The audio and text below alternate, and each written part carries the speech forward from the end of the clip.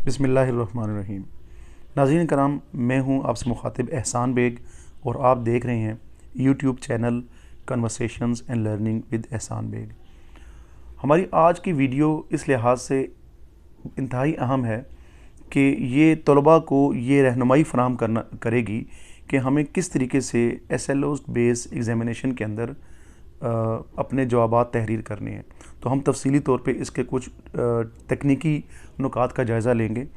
तो मैं बाकायदा तौर पे इसका आगाज़ करता हूँ, लेकिन इससे पहले एक चीज़ हमें जान लेनी चाहिए कि एक मशहूर कहावत है कि एग्ज़ामिनेशन के अंदर हमें वो नहीं लिखना होता जो हमें आता है, बल्कि हमें वो लिखना होगा जो कि हमसे पूछा जा रहा है।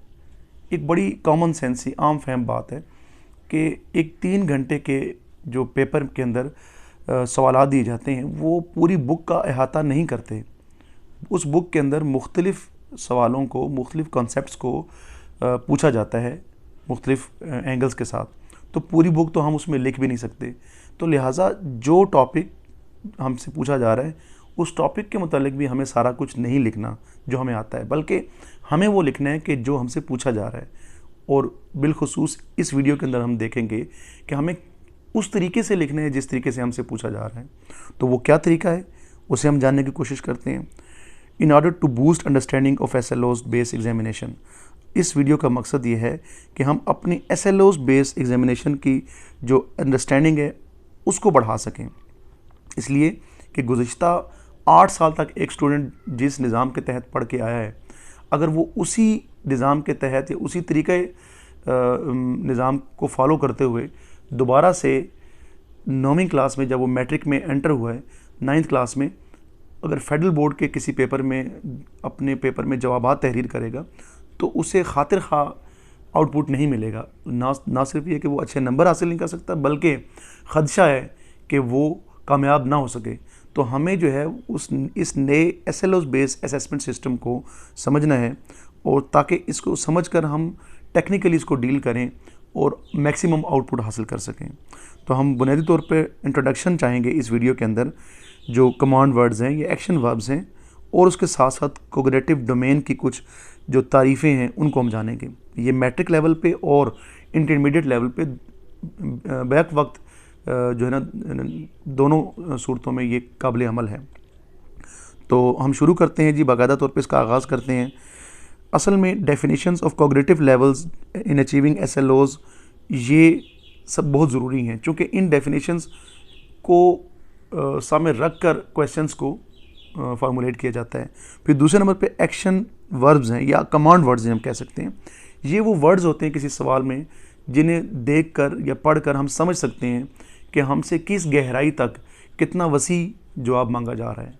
ये दो बातें हम चेक करेंगे। और ये तमाम सब्जेक्ट्स जो कि 8 सब्जेक्ट्स होंगे जिनमें बच्चे अपीयर हो रहे हैं, physics, chemistry, biology, computer science, mathematics, English, पाक स्टडीज़ और उर्दू, इन मज़ामीन के अंदर ये एप्लीकेबल है। तो हम आगे बढ़ते हैं जी। बेनिफिशरीज़ ऑफ दी वीडियो कौन होंगे? बुनियादी तौर पर 3 बेनिफिशरीज़ हैं, टीचर्स, नंबर 2 स्टूडेंट्स, और नंबर 3 जो दीगर स्टेक होल्डर्स हैं, जिसमें हेड ऑफ़ इंस्टीट्यूशंस हैं और हेड ऑफ़ डिपार्टमेंट्स हैं, और इंटरनल पेपर सेटर है जो फेडरल बोर्ड के एग्ज़ाम से पहले प्री बोर्ड एग्ज़ाम्स के अंदर और इससे पहले के जो एग्ज़ामिनेशंस हैं उनमें पेपर बनाने वाले असातिज़ा कराम होंगे। लेकिन बुनियादी तौर पे इस वीडियो से जो ज़्यादा नफ़ा हासिल होगा वो स्टूडेंट्स को होगा, इसलिए कि टीचर्स को काफ़ी हद तक इसके बारे में आगाही दी जा चुकी है और हेड्स को भी इसके बारे में मालूमात दी गई हैं। तो स्टूडेंट्स तक अब ये मालूमात कैसे पहुंचेंगी और कैसे स्टूडेंट्स इनको समझेंगे और फॉलो करेंगे, ताकि वो अपने आप को फेडरल बोर्ड के जो एनुअल एग्ज़ाम्स हैं उनमें अच्छे तरीके से प्रेजेंट कर सकें। तो हम आगे बढ़ते हैं जी। सबसे पहला जो हमारा स्टेप है वो है डेफिनेशन ऑफ कोग्निटिव लेवल है। डिफरेंट लेवल्स, 3 लेवल्स हैं, आप सब जानते हैं। पहला लेवल नॉलेज लेवल है, दूसरा अंडरस्टैंडिंग लेवल होता है, और तीसरा एप्लीकेशन लेवल। तो हमें ये मालूम होना चाहिए कि इस कोग्निटिव लेवल की, यानी नॉलेज की अभी हम स्टार्ट कर रहे हैं कि नॉलेज की डेफिनेशन क्या है, और इस कोग्निटिव लेवल के अंदर मोड ऑफ टीचिंग क्या होगा और असेसमेंट कैसे की जाएगी, ये हमें देखना है। तो हम शुरू करते हैं जी नॉलेज की डेफिनेशन से। It means the knowing and remembering, किसी चीज़ के बारे में जानना और उसे याद रखना, वो चीज़ें क्या होंगी? फैक्ट्स एंड फिगर्स, वोकेबलरी होगी और कॉन्टेक्स्ट होंगे, and the ability to recall the key ideas and concepts, trends, sequences, categories etcetera. ये कुछ बुनियादी चीज़ें हैं जिनको जानना और याद रखना जो नॉलेज कहलाता है।